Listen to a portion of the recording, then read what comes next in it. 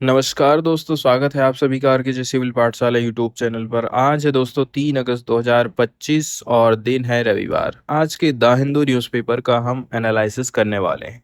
सबसे पहले देखेंगे दोस्तों साइंस वाले सेक्शन की तरफ, क्योंकि आज के दिन एडिटोरियल वाला हिस्सा नहीं रहता है, इसलिए आज हम साइंस के ऊपर ज़्यादा फोकस करने वाले हैं।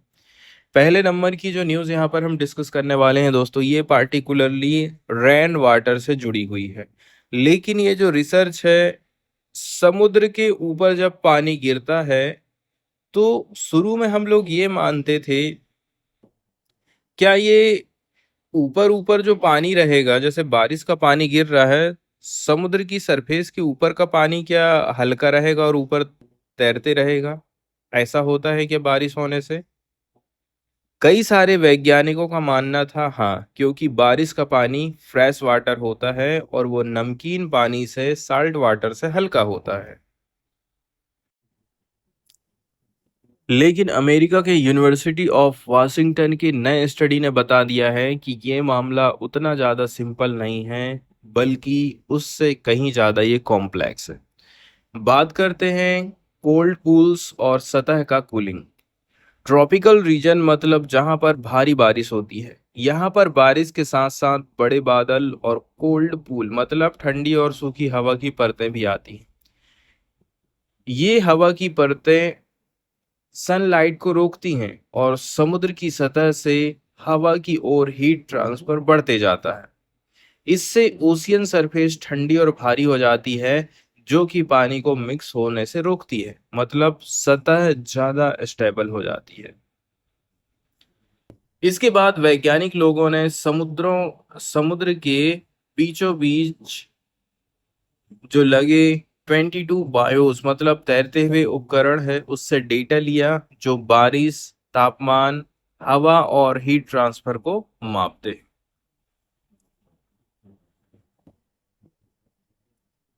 आगे बताया जाता है दोस्तों, 31,000 घंटे से भी ज्यादा के रेनफॉल इवेंट का अध्ययन किया गया है। इसमें बताया जा रहा है कि खास तौर पर एक कॉन्सेप्ट पर ध्यान दिया गया था, जिसे कहते हैं बॉयंसी फ्लक्स, मतलब हीट और फ्रेश वाटर दोनों का कंबाइन इफेक्ट। अगर बायोंसी फ्लक्स पॉजिटिव है तो ओशियन की सतह अनस्टेबल रहेगी, मतलब पानी का मिक्सिंग होते रहेगा। अगर बायोंसी फ्लक्स निगेटिव हो जाता है तो ओशियन सरफेस स्टेबल हो जाएगा और मिक्सिंग नहीं होगी।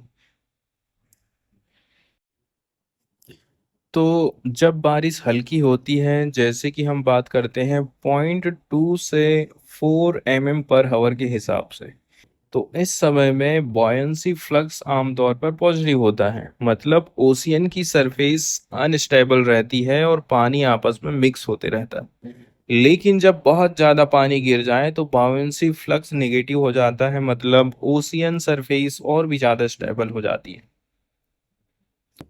इसका रीजन होता है हैवी रेन के साथ स्ट्रोंगर कोल्ड पूल्स आते हैं, जो ओशियन से हीट ज्यादा तेजी से खींचते हैं। रात और जगह में भी फर्क हो सकता है। रात में बारिश ओशियन को ज्यादा अनस्टेबल करती है, जबकि दिन में ऐसा कम होता है। जगह का भी अंतर पड़ता है। एक कोल्ड रेन जोन की बात करें, जैसे वेस्टर्न पैसिफिक और इंडियन ओशियन में पाया गया है, जहां बारिश से हीट लॉस ज्यादा होता है। एक हॉट रेन जोन की बात करें, जैसे कि सेंट्रल पैसिफिक में, जहां पर हीट लॉस कम था।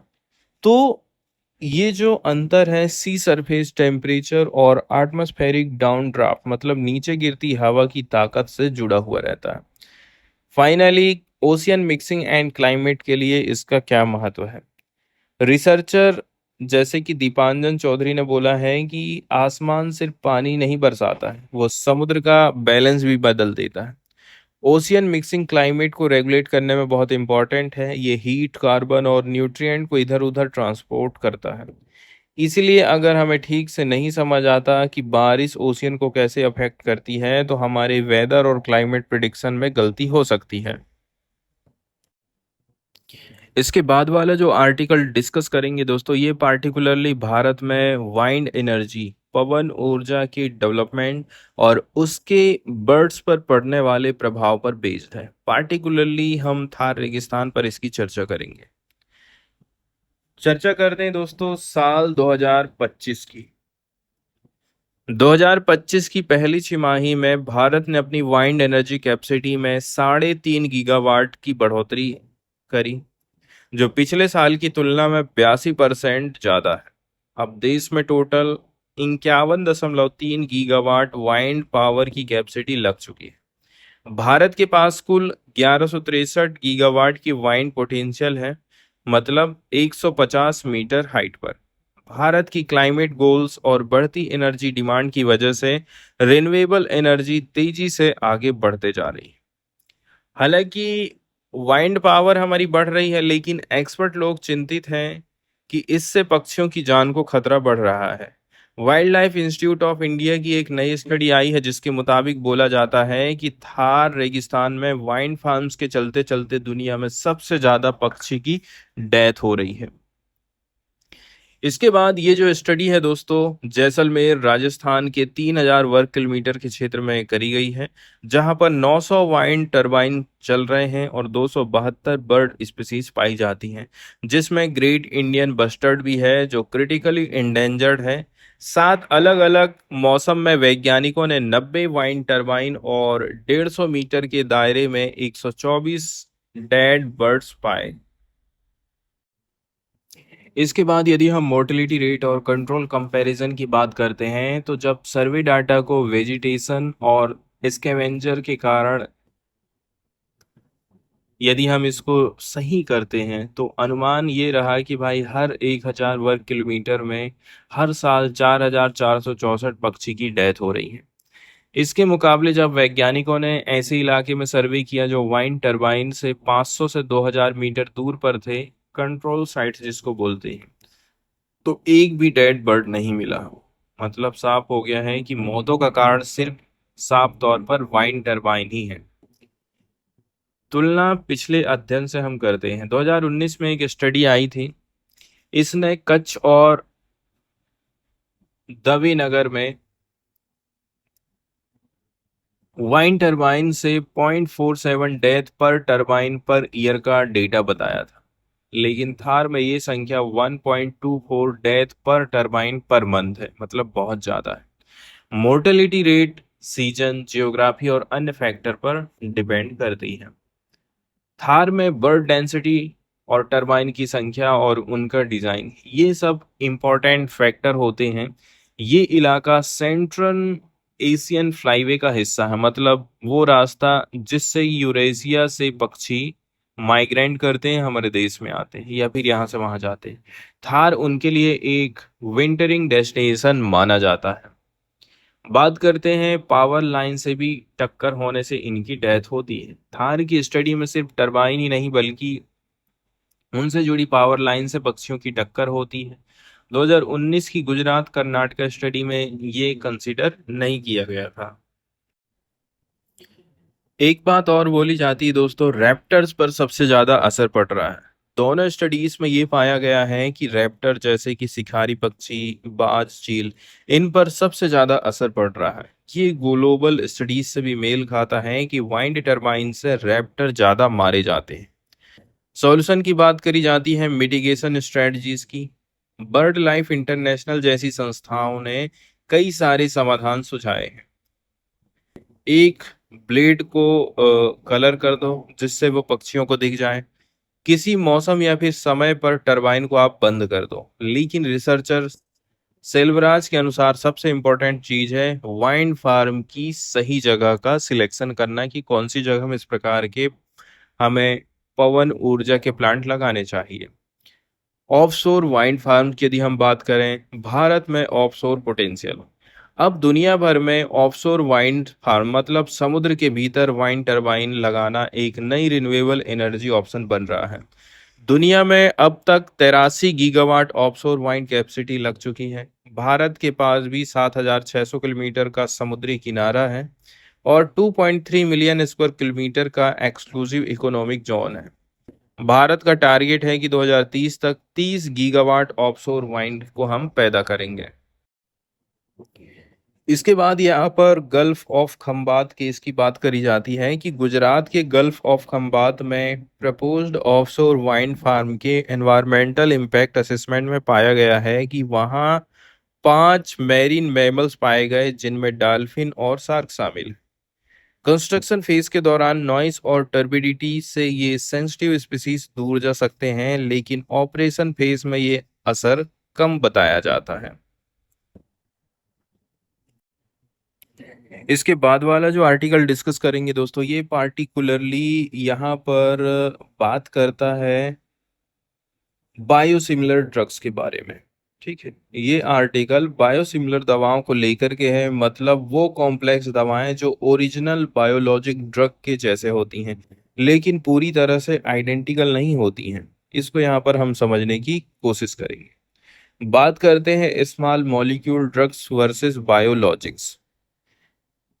ज्यादातर दवा जिनको हम रोज ले रहे हैं ना, उन्हें स्मॉल मॉलिक्यूल ड्रग बोलते हैं, जैसे कि डिस्पिरिन जिसका मॉलिक्यूलर वेट होता है 180 डाल्टन।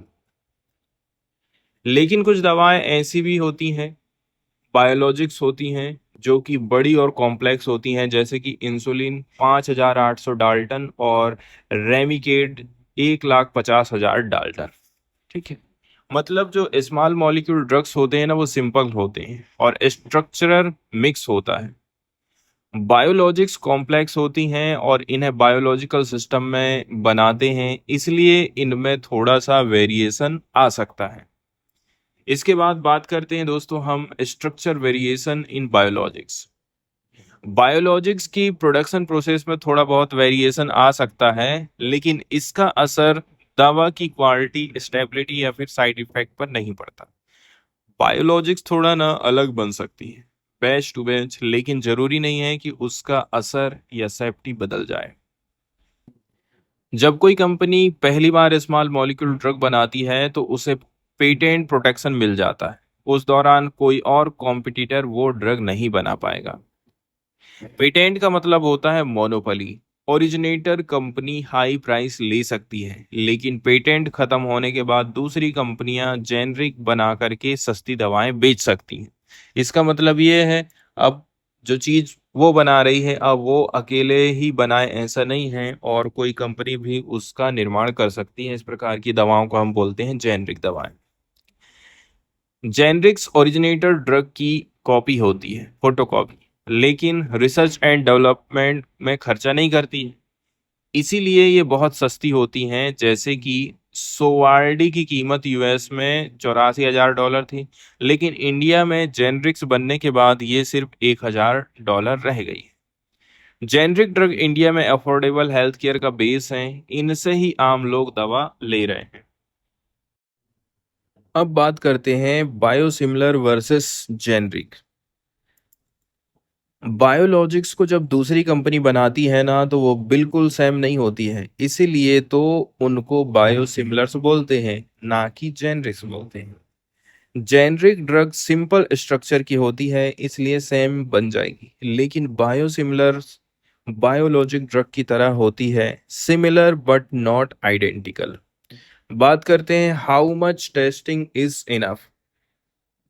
बायोसिमिलर्स को अप्रूव करने के लिए कितनी टेस्टिंग होनी चाहिए, ये अभी भी डिबेट का विषय है। जेनरिक ड्रग्स के लिए सिंपल टेस्ट काफ़ी है, लेकिन बायोसिमिलर्स के लिए एलोबरेट और कॉस्टली टेस्ट चाहिए रहता है। जेनरिक को अप्रूव करना आसान है, लेकिन बायोसिमिलर के लिए ज़्यादा टेस्टिंग चाहिए क्योंकि वो कॉम्प्लेक्स होती हैं। अमेरिका, यूरोप और यूके जैसे देश बायोसिमिलर अप्रूवल को आसान बनाने के लिए नई टेक्निक अपना रहे हैं, जैसे एनिमल ट्रायल को हटाना या फिर ऑर्गेनाइड जैसे ह्यूमन रिलेवेंट टेस्ट का यूज करना। डेवलप्ड कंट्रीज बायोसिमिलर टेस्टिंग को आसान बना रहे हैं ताकि कॉस्ट कम हो। इंडिया में भी ये बदलाव प्रस्तावित हैं, लेकिन अभी पूरी तरह से लागू नहीं हुए हैं। इसके बाद बात करते हैं दोस्तों, शुड इंडिया सिंप्लीफाई रूल्स। कुछ एक्सपर्ट बोलते हैं कि इंडिया को भी यूएस और यूके के जैसे नियम सरल बनाने चाहिए ताकि बायोसिमिलर्स की कीमतें घटें और लोगों को ज़्यादा इलाज के ऑप्शन मिले। सिंप्लीफाइड टेस्टिंग से बायोसिमिलर्स सस्ते बनेंगे और हेल्थ केयर में एक्सेस बढ़ेगा। फाइनली बोला जा सकता है कि बायोसिमिलर्स को सस्ता बनाना जरूरी है ताकि पेशेंट को ज़्यादा और बेहतर इलाज मिल सके एफिकेसी और सेफ्टी के साथ में। जितने ज़्यादा बायोसिमिलर ऑप्शन होंगी उतनी ही ज़्यादा पेटेंट की एक्सेस, पेशेंट की एक्सेस और इलाज की क्वालिटी बेटर होगी। इसके बाद वाला जो न्यूज़ आर्टिकल यहाँ पर हम डिस्कस करेंगे दोस्तों, ये पार्टिकुलरली पोटैटो का टोमेटो से किस प्रकार से एवोल्यूशन हुआ है करीब 90 लाख साल पहले, इसकी जानकारी आर्टिकल देता है। डीएनए स्टडी की शुरुआत होती सबसे पहले तो वैज्ञानिकों ने 100 से भी ज्यादा आलू और उनसे जुड़े पौधों का डीएनए अध्ययन किया, जिससे पता चलता है कि इनका एवोल्यूशन आखिर हुआ कैसे करके होगा। उन्होंने ये पाया है कि हर आलू की स्पीसीज दो पौधों की क्रॉस ब्रीडिंग से बनी है। एक था वाइल्ड टोमेटो और दूसरा था एक खास पौधा जिसको बोलते हैं ई टर्बोसम। ये क्रॉसिंग लगभग 90 लाख साल पहले हुई थी। बात करते हैं आज के टाइम में जो मॉडर्न आलू हम लोग खाते हैं, इसका जेनेटिक्स मिक्स। आज के आलू में भी लगभग 40% जीन टमाटर वाले होते हैं, टमाटो टाइप, और 60% जीन ई टबरसोम वाले होते हैं। नई प्रजाति की ताकत की जब हम बात करते हैं कि इसमें कौन कौन सी खास क्वालिटी पाई जाती है दोस्तों, तो ये भी काफी इम्पोर्टेंट हो जाता है हमारे लिए। इस नए मिक्स ने एक नई लाइनेज को जन्म दिया है जो कि सूखा को झेलती है, ठंडे पहाड़ी इलाके में भी उगेगा, साथ ही साथ एसेक्सुअली रिप्रोड्यूस कर सकती है, मतलब बीज के बिना भी ये बढ़ सकती है। इसके बाद इवोल्यूशनरी एक्सप्लोजन की बात करें तो इस क्रॉस ब्रीडिंग ने एक इवोल्यूशनरी बर्स्ट को जन्म दिया, विकास का विस्फोट हुआ। रिजल्ट हुआ 107 वाइल्ड पोटैटो स्पीसीज हमको देखने को मिली और आलू दुनिया की सबसे महत्वपूर्ण फसलों में से एक बन गया है जो करोड़ों लोगों का पेट भरता है। ये वाली जो साइंस की न्यूज़ आई है दोस्तों, ये पार्टिकुलरली इवोल्यूशन और डाइट एनाटॉमी कनेक्शन को बताती है। डाइट बदलने से बॉडी भी बदलती है, पार्टिकुलरली एवोल्यूशन में खाने का कितना महत्व रहा है। फॉसिल टीथ से डाइट का हमें पता चला है। वैज्ञानिकों ने प्राचीन मंकीज और मानव के जो पूर्वज हैं इनकी डाइट को समझने के लिए उनके फॉसिलाइज्ड टीथ में आइसोटोप लेवल को मेजरमेंट किया। थेरोपिथेकस मंकीज के मामले की जब हम बात करते हैं तो लगभग 42 साल पहले इन बंदरों की डाइट में बदलाव आया था, शायद घास या फिर दूसरे खाद्य पदार्थ, लेकिन उनके दांतों की बनावट में बदलाव सिर्फ 9 लाख साल बाद आया। अर्ली ह्यूमंस में भी इसी प्रकार का पैटर्न देखने को मिला है। इंसानों की एवोल्यूशनरी लाइन में भी पहले ग्रास ईटिंग चालू हुआ, इसके बाद लगभग 7 लाख साल बाद डेंटल रीमॉडलिंग चालू हो गया, दांतों की बनावट चेंज होती गई। 23 लाख साल पहले एक नया मोड़ आया। करीब 23 लाख साल पहले अर्ली ह्यूमंस ने घास से जड़ और कंद, ट्यूबर जैसे आलू शकरकंद खाना चालू किया, यानी अब वो अंडरग्राउंड फूड सोर्सेज पर ज़्यादा निर्भर रहने लगे। मेन कंक्लूजन यही है कि भाई ये स्टडी बताती है कि डाइटरी चेंजेस सीधे तौर पर इवोल्यूशनरी एनाटॉमी को इन्फ्लुएंस कर सकता है और ये बदलाव लाखों सालों में धीरे धीरे होते हैं, तुरंत में जल्दी में कोई भी बदलाव देखने को नहीं मिलता है। अगली वाली साइंस की जो न्यूज़ डिस्कस करेंगे दोस्तों, ये पार्टिकुलरली बिजली की चमक से रिलेटेड है, लाइटनिंग से ये रिलेटेड है। 828 किलोमीटर की लंबी बिजली की चमक देखने को मिली है जो कि अब तक की सबसे लंबी बिजली की चमक मानी जाती है। रिकॉर्ड कैसे करके मिला है ये समझते हैं तो वैज्ञानिकों ने अक्टूबर 2017 में अमेरिका के दक्षिणी हिस्से में आए तूफान का डेटा दोबारा चेक किया था। ये data space based lightning sensor GOES 16 satellite और अन्य वेदर सैटेलाइट के माध्यम से रिकॉर्ड किया गया। कितनी लंबी थी बिजली की चमक? बोला जा रहा है ये जो बिजली की चमक थी दोस्तों, एक सिंगल चमक थी, सिंगल बोल्ट थी जो 828 किलोमीटर तक फैली थी। इससे पहले का रिकॉर्ड 767 किलोमीटर तक था, मतलब 61 किलोमीटर ज़्यादा। बिजली कहाँ तक फैल सकती है? डेटा से हमको पता चला है कि दोस्तों बिजली सिर्फ अपने पेरेंट क्लाउड तक सीमित नहीं रहती है, वो उससे भी ज़्यादा दूर तक फैल सकती है। सेफ्टी टिप: इस खोज के बाद वैज्ञानिकों ने एक ज़रूरी चेतावनी दी है कि भाई गर्जन बंद होने के कम से कम 30 मिनट बाद तक आप सुरक्षित जगह पर रहिए, क्योंकि बिजली उसके बाद भी गिर सकती है। इसके बाद न्यूज़ वाले सेक्शन की तरफ यदि हम जाते हैं तो दोस्तों, ये पार्टिकुलरली बांग्लादेश में अभी जो सरकार चल रही है, मिलिट्री की द्वारा बिठाई गई सरकार, जुलाई डिक्लेरेशन से रिलेटेड अभी ऐलान करने वाली है। बांग्लादेश 5 अगस्त को होने वाला है जुलाई डिक्लेरेशन का ऐलान। इसका मतलब क्या है, इसको यहाँ पर समझने की कोशिश करते हैं। बांग्लादेश की अंतरिम सरकार, इंटरिम गवर्नमेंट, जिसकी लीडरशिप कर रहे हैं नोबेल पुरस्कार विजेता मोहम्मद यूनिस, इन्होंने घोषणा किया है कि वे 5 अगस्त 2025 को जुलाई डिक्लेरेशन जनता के साथ। अब यहाँ पर बोला जा रहा है दोस्तों, ये जो घोषणा पत्र है, प्रोक्लेमेशन है, जो छात्र आंदोलन को संवैधानिक मान्यता देगा, कॉन्स्टिट्यूशनल रिकॉग्निशन देने वाला है।